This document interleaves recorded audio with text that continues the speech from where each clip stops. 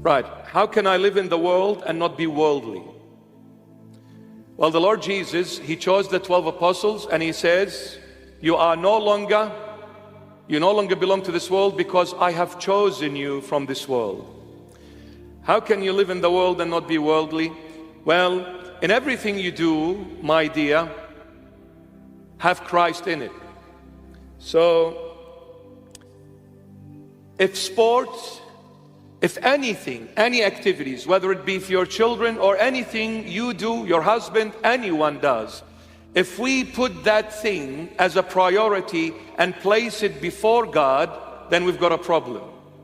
But if I am praying, if I am going to church, if I am remembering Christ, if I am reading the Holy Bible, if I am fasting, I am doing as a Christian is ought to do, and putting Christ always as number one in my life. Example, when you take your child to that basketball or karate, say, Lord, let's go together so you protect me and my son or daughter while we're going and while we're coming back. Be with us, Lord, and protect them when they are playing their sport, whether it be basketball or whatever game it is. Lord, bless my children and be with them. Sport, in a way, is healthy. It's good for the mind. Keeps you occupied in a good way, instead of sitting at home in your room with your iPhone in your hand and just flicking through Facebook, Instagram, TikTok, wick, wack, wack, wack. So sport is healthy. But as long as you have Christ, you don't forget Him. You take Him with you. You remember Him. You love Him. You adore Him. This is what the Lord wants. Not everyone was born to be a nun. Not everyone was born to be a monk. And not everyone definitely was born to be a good-looking bishop like me. I had to rub it in, hey.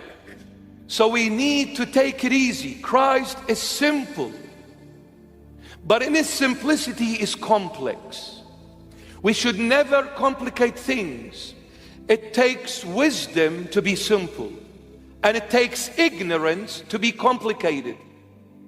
So a person that complicates things and makes Jesus as if He is so hard to be with and live with, you're an ignorant person. But the more you are filled with the wisdom of Christ, the simpler you become and the easier you become, and you start laughing, joking, and playing basketball with Jesus, baby. Come on, Jesus, let me see who's gonna win, me or you, or you or me. The Lord wants your heart. The Lord wants your heart. When the Lord rose from the dead, He called Simon Peter, who denied Him in the Last Supper. What did the Lord Jesus ask Simon Peter? One question, and that question will be asked to every single one of us. Do you love me? Love is to do with the heart. That's all He's going to ask. He's not going to say, why did you go and play basketball? No, He said, do you love me? Because the thing is, what is the point of me going to church and not loving the Lord? What is the point of me going and receiving the Holy Communion as a habit, as a duty, as an obligation? You need to live Christ.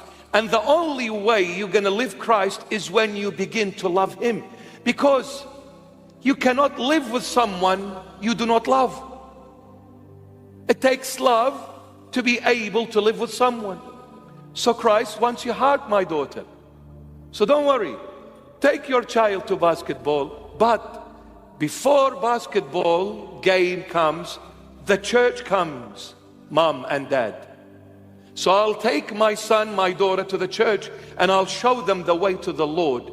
And then on a social level, yeah, it's okay. You go out and have a fish burger and a chocolate sundae, and I'm going to start charging Maccas because I'm promoting them, and I shouldn't be. We cannot be an over-saved Christian. Have you heard of this expression, over-saved? I'll give you an example of what an over-saved Christian is. You can't live with that person. It's kind of complicated. Imagine you are with an over-saved Christian at Macca's. Again, McDonald's. You're at Macca's, right? And then you've placed your order and you're waiting for your order, and then you say, "Oh, brother, I'm hungry." The oversaved Christian replies and says, "Jesus said, I am the living bread that descended from heaven. He who eats me shall never hunger again." And then you say, "I'm thirsty." "Jesus said, I am the living water. He who drinks me shall never thirst again." "Oh, I think I lost my car keys." "Jesus said, you need the keys to enter God's kingdom." He said, "Mate, I don't drive a kingdom. I can't fit into the garage." We need to relax. Jesus is simple, is humble. He is love. Love him and share him with everyone in your life. And wherever you go, take him with you. But one thing, do not take Jesus to a place he disapproves of. Sport is okay.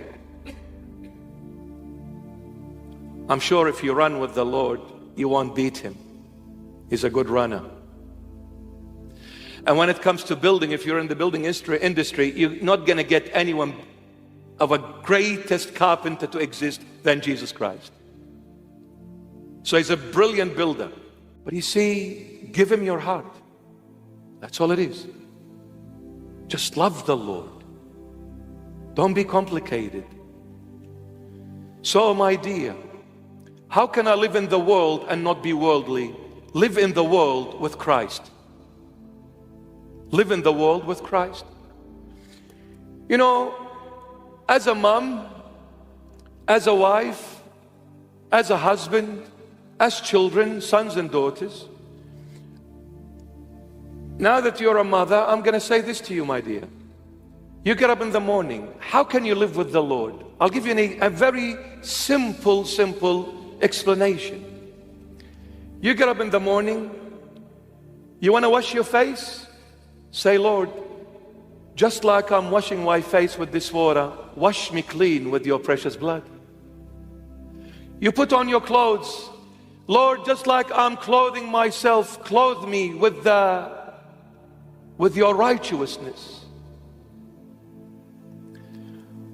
Just like I'm eating, "Lord, I'm filling my physical being. Fill me spiritually, Lord." And wherever you go, take the Lord with you. This is living in the world, but not being worldly, because the day you forget Christ, you are a worldly being. The day you remember Christ, you belong to him now. You are a spiritual being. You are no longer living for the world, but rather living only in it, but not for it. It's very simple. Love the Lord and do not be afraid